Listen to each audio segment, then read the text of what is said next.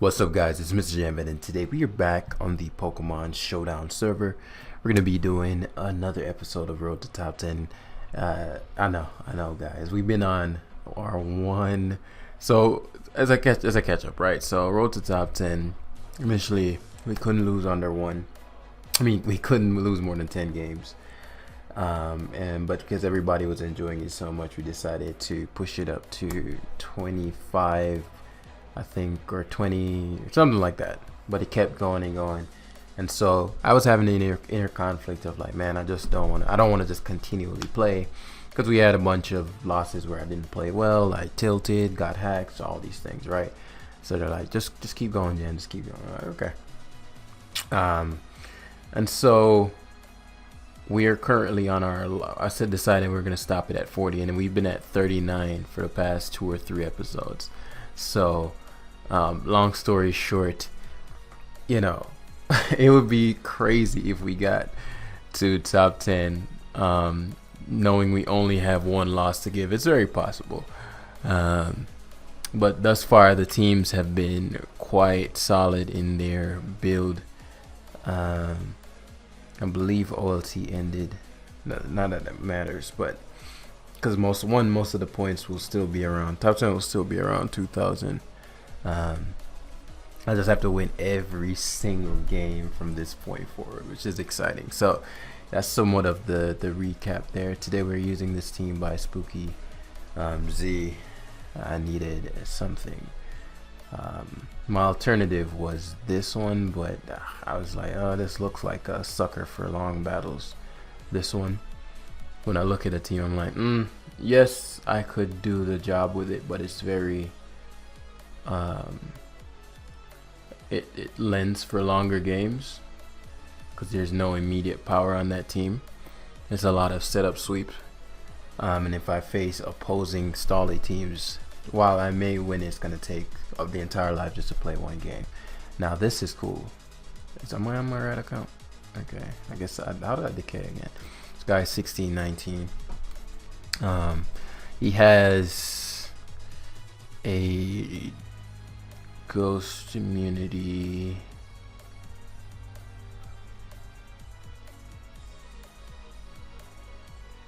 Very interesting team. He has every terrain except electric. No, he has every terrain except psychic, and I provide the psychic terrain.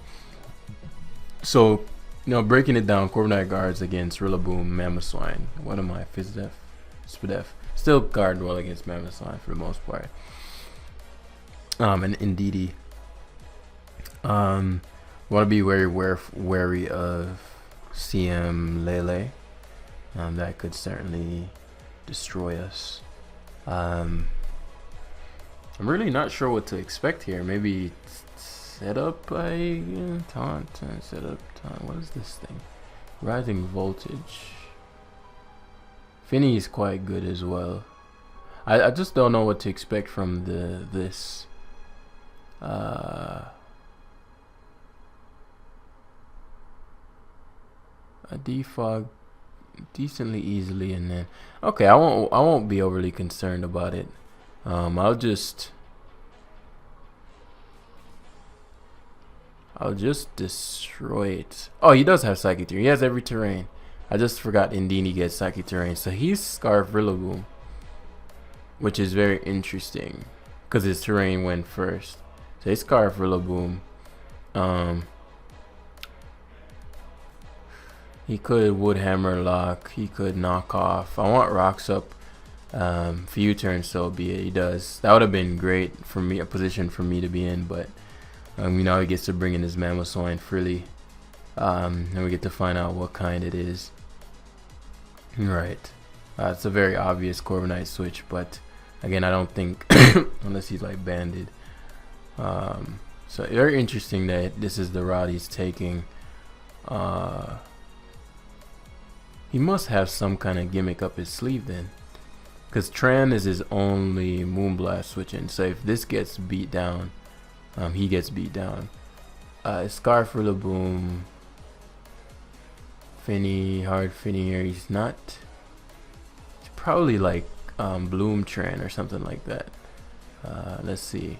magmas. This is actually amazing for us, because we get to knock here. Now Rillaboom's item is gone. Now, it would have been nice to let him keep the scarf, but I think with Lele's the vision for Lele down the line. So there comes the thing. I think this is mad slow, so I get to U-turn on a potential sash.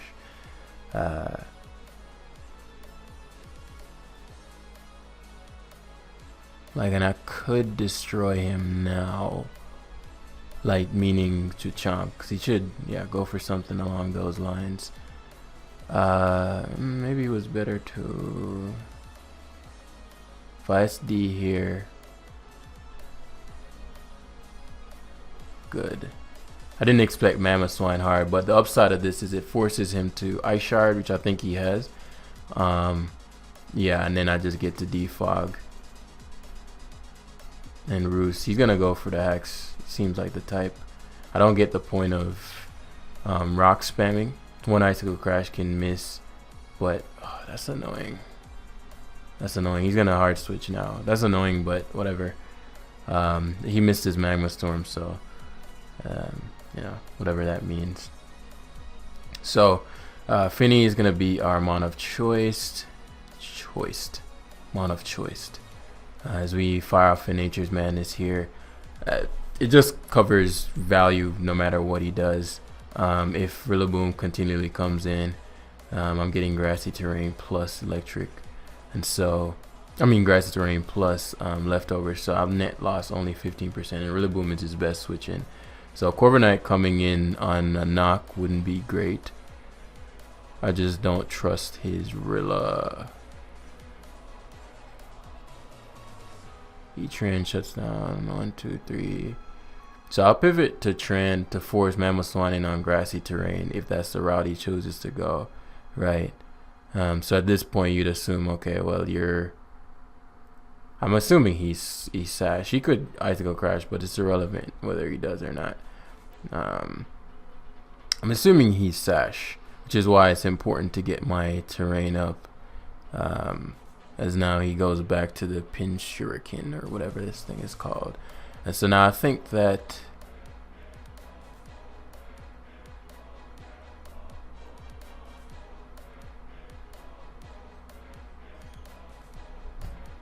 just don't know too much about this thing. Now we hard chomp. We EQ hard because he keeps going Mammo. Firefang will knock this out from here, I think. Yeah. So we want to debate out the Rillaboom because I know like the way he plays, very confident with his Swine. So here you Icicle Crash every time. I mean, what am I gonna do to you with Chomp? So it's a free crash. The question is just whether or not, because right now, Tran is really only there for the Indeedee, which I'm not overly concerned about. So I'll do is mid-ground Tran. Tran will never die even if he EQs for some reason, but he doubles to Heatran, anticipating my own, not my own Heatran, anticipating my Corviknight to come in. So me getting an Earth Power on his Tran is a big deal. Yup, nice. Because now he can't guard against Moonblast. I knew I wouldn't die, being Max Spadef and all. I didn't think he would. He was offensive, it seems. It's just crazy to think how powerful Tran is. So we're gonna now get up rocks to ensure no shenanigans around this. I'm surprised he went in DD considering it literally specs expanding force, which means Corviknight should eat. I'm surprised that did so much.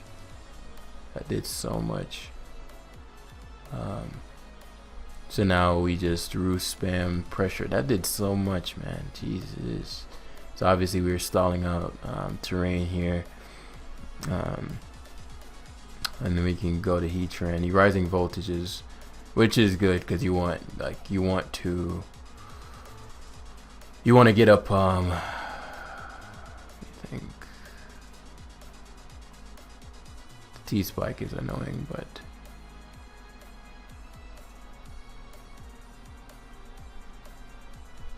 yeah. Since the Mamoswine is still alive, there's no point in me wasting time. Like Finny, after this dies, it's very interesting. After this dies, I'm more than happy to see Finny come in. I'll just EQ unless he's Scarf. If he's Draining Kiss, caught my eye, I figured. But because Draining Kiss does so little, and he takes rough skin damage, yeah. Draining Kiss is just so weak.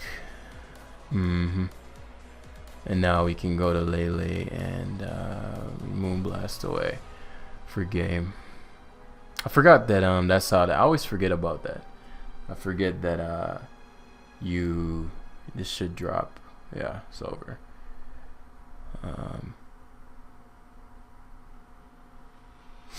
I'm assuming it was Sash. But you got to be very careful with those kinds of guys. They'll run up on you. I always forget that the terrain blocks the T-Spike on entry.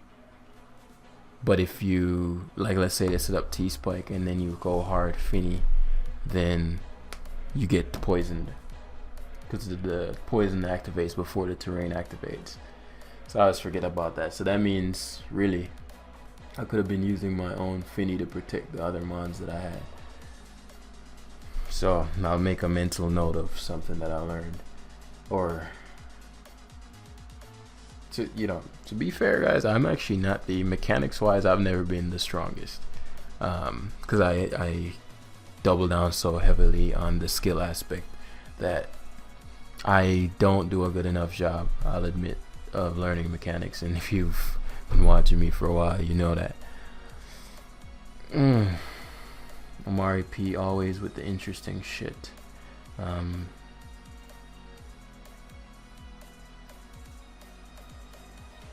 I'd like for him to give me Nidoking early, which would open up my Finny. Finny's a big issue. I don't know what to expect from Braviary, if I'm quite honest. So I'll keep Lele alive. Well, Lele wouldn't be going anywhere anyway, but like that's my heaviest hitter versus a bulk up kind of deal. Heatran shuts down, Finny shuts down Hydreigon, Mandibuzz. Heatran shuts down most Mew specs Lele, and Heatran shuts down 2 Psychics. So his Nidoking is what I want gone first. It's the most tricky mon for me to deal with. So the question is, what do I'll risk Dragapult. So I'll Draco Meteor here. Ideally, I'm thinking it's Sash. I think he runs Sash things. I also realize he doesn't have a Dragon Resist, so this is actually the best lead ever under any circumstance. I think I've seen him run some, like, mind you, Amari P has been running random stuff for literally years. He's the equivalent, he's like the definition of having fun. Like, homie's been running random, like this is what he does since Oras, like since I used to play heavily back in the day, yeah. So I'm glad he gave me Nidoking, because when I get up rocks, it's done. Ice Beam won't kill either. So that Draco Mist mattered, but such is life. I don't want the Nidoking coming back in before I can get up rocks. The Dragapult matters. So I'm actually going to make an interesting play and go Garchomp here, because I know he's going to double back to Nidoking. We EQ hard. He might predict me to try to SD or get up rocks, so he won't. But I wanted to double Draco, but I didn't think he hard switch. I thought he had U-turn, so I figured I'll just rough skin you. I'll just rough skin you and whatnot. But Sash Nidoking is not very strong. Life Orb gives it a lot of his power, so he's probably like, whoa, why'd you go Garchomp on me? Because I figured this was a possibility. And so when and also I think if he doesn't have U-turn, that means he might have expected me to go hard Heatran, which means he doesn't have knockout. Then if he doesn't have U-turn, maybe Brave Bird Foul Play or Toxic. I don't think he has U-turn. Again, why wouldn't you U-turn there? So that gives me insight there. So it's likely toxic or knockoff. I mean, I don't think it's knockoff because you'd have just gone for it there. So there's the EQ. As I said, now I'll go Tran because he expected me to. Yep, there it is. And now I just eat Earth Power. Nidoking coming in, nice. Even if Nidoking didn't come in there, it's a fairly low risk Earth Power. Mew is an interesting. Who goes hard Mew on Heatran, right? Like this must have EQ or something. Yeah, I don't get the hard to Heatran on Mew.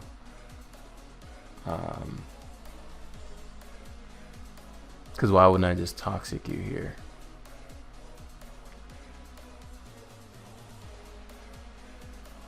Gonna go hard, Dragapult, Swords Dance.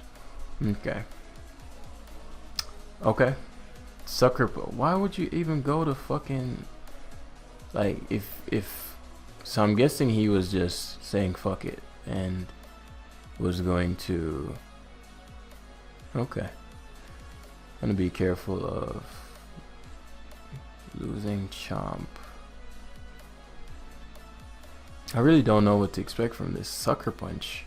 This is the shit I'm talking about. Sucker Punch. What? Psychic Fang?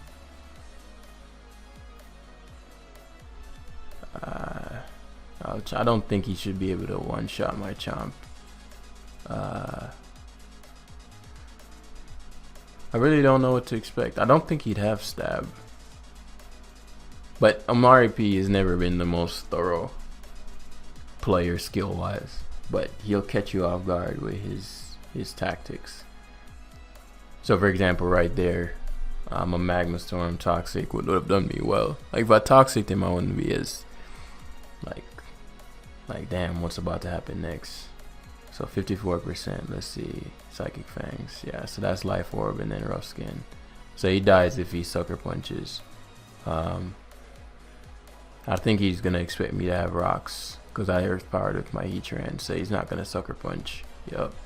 So that worked out perfectly. I'm inside his head.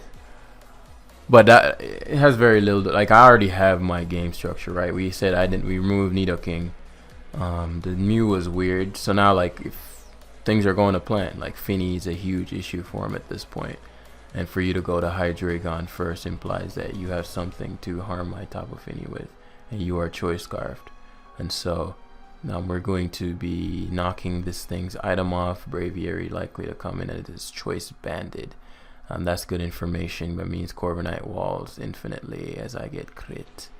I'd have rathered not getting crit there, but can roost here. Yeah, and then you turn out, which invites in. Well, I knew Victini was coming in, but I would have invited in. What's it called? I would have invited in, so he just forfeits, because at this point you can't really beat Finny, you can't beat Lele, you just can't beat anything. So I could have Heatran there, which would have made the most sense, because it would have given me rocks, which punishes the Braviary, potentially punishes the Victini, and then the Hydreigon never gets past my Finny, so you'd just be spinning until my Heatran beats the remainder of your team. So we're gonna grab one more. But yeah, guys, you gotta be careful of the random stuff. That's how they get you.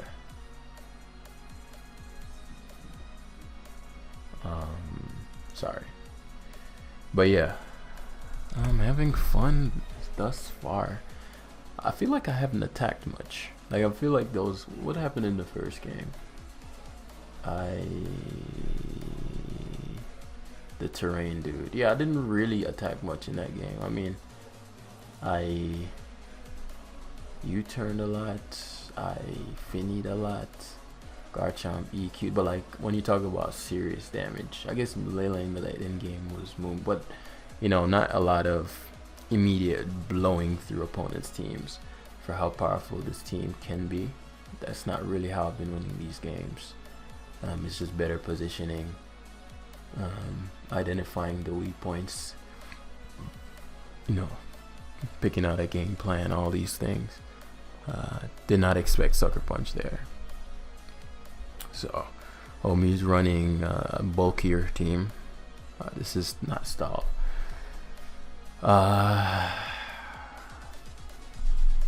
What's good? What's good? E-Train's very good here, especially if that's not Shed Shell effects. E-Train's quite good. I love Dragapult here. Finny is gonna disrupt a lot of his team, and then Dragapult might be able to just wipe it out. I also might be able to just destroy him by myself with Garchomp. It'll just depend. Corviknight's core purpose is to shut down. You can't beat my Corviknight defensively. Everything on his team is walled by my Corviknight, except Kartana, I guess, if you want to be technical. Finny, I mean, Lele is quite good, but I'll need some conditions, man. So Tran, Chomp, Finny, and Polt, and then on the backbone of the team is gonna be Corviknight. So let's assess what we don't want to have happen. We don't want to get thunderbolted by a Specs Lele. We don't want to get SD dropped. We don't want it toxic.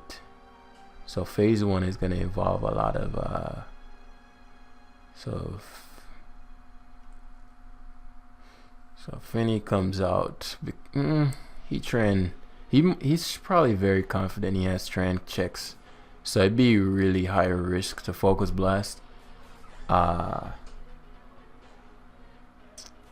Especially because technically I have somewhat of the upper hand here. I'm just debating whether or not I want this thing choiced. I'm gonna knock here. So it's Choice Specs Moonblast. That sucks, because now he gets to go to Gastrodon, I'd assume. Like, obviously here you'd predict me to not just leave my Finny in.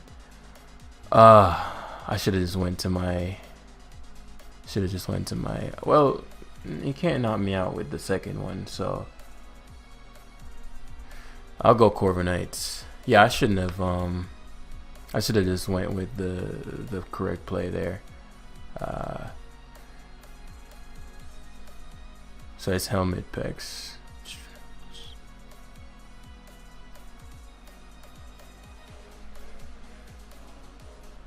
So I'll Lele first to force that Corviknight to heal, and then because Lele is a huge issue for him, which I don't get the Clef play. He predicted me to Focus Blast, predicting his Corviknight. Ultra aggressive. That's gonna cost him.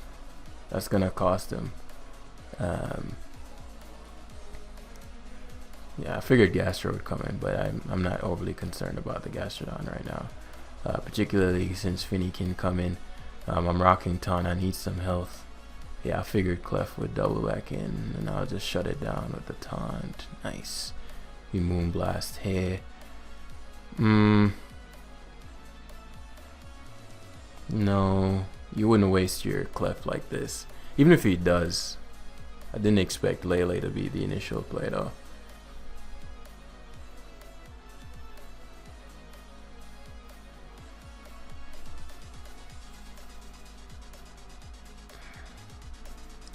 Corviknight here is so important. So important.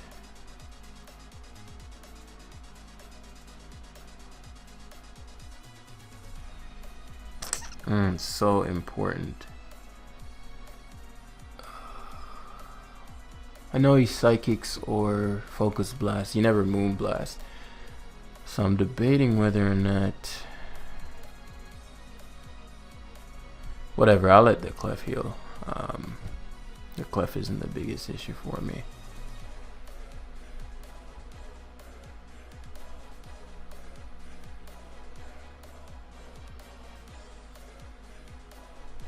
I'll let it heal. Go. It's obvious, but as I said, the Clef isn't the biggest deal for me. As I get to Heatran.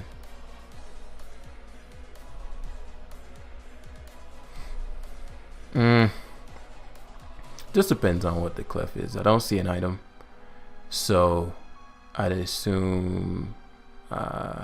So now Corviknight literally is just gonna wall his entire team. Like, but we already knew that, right? He pivoted on Lele. So I'm gonna do his pivot Dragapult here. Yeah, I figured Cart would come. I was like, Cart makes too much sense here if you're expecting Corviknight. I mean, if you're expecting Finny. But my question here is, are you choiced? I do want my leftovers, but I don't think I can afford to keep it. Are you scarfed is the question. If not, you go hard Peck / Clefable. Yeah, you're not scarfed, or you're afraid that I am. So there's his Stealth Rock, so be it. And now, sorry, my phone was going off there. So I gave him a bit of opening back, but for the long term of the game, I think that Clef.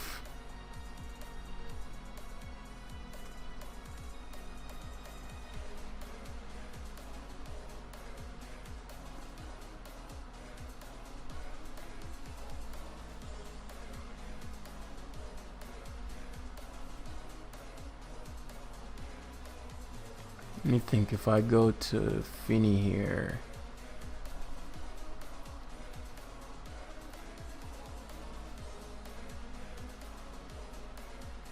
now I'm gonna go to Tran here, and I'm actually going to Magma Hard, force that Gastrodon in, cause he might go Pex. I don't know why you'd go Pex on Tran, but just kind of how he plays. Right, and so Gastrodon is forced to go for the recovery here. I just don't know what his Clef is. I'd assume it is. Okay, so I got him to Earth Power. Which is amazing. It's amazing. I'll take Pex every day of the week. So now it's interesting because I'm like, okay, well, is knockoff. Let's see what the Pex has. So he has knock as well. Okay. Not amazing, but when my Garchomp comes in, he's gonna have a hard time. So I'm just thinking, Moonblast here is the play. There's no drawback. Xenox again.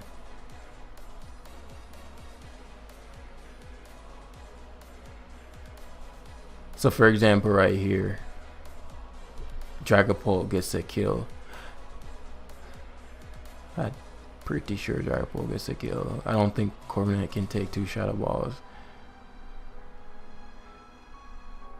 So he knocks again, which I didn't expect. Chomp losing leftovers would mean what?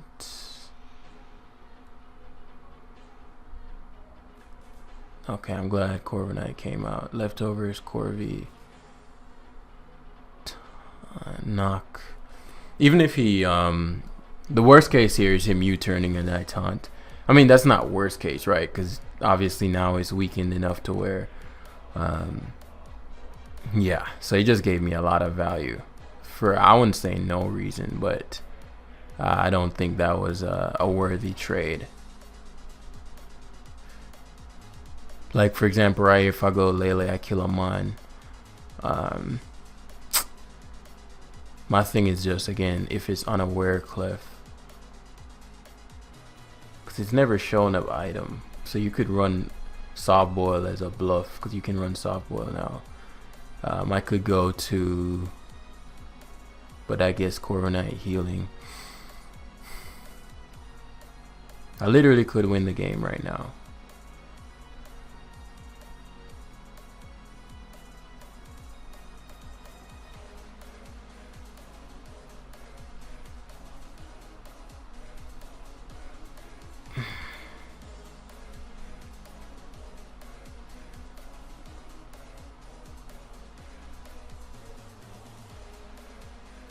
I guess I'll just play it more patiently then.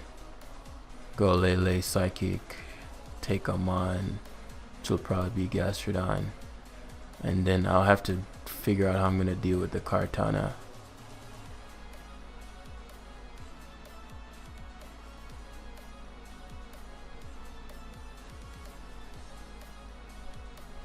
I'm going to go to Chomp and Swords Dance here.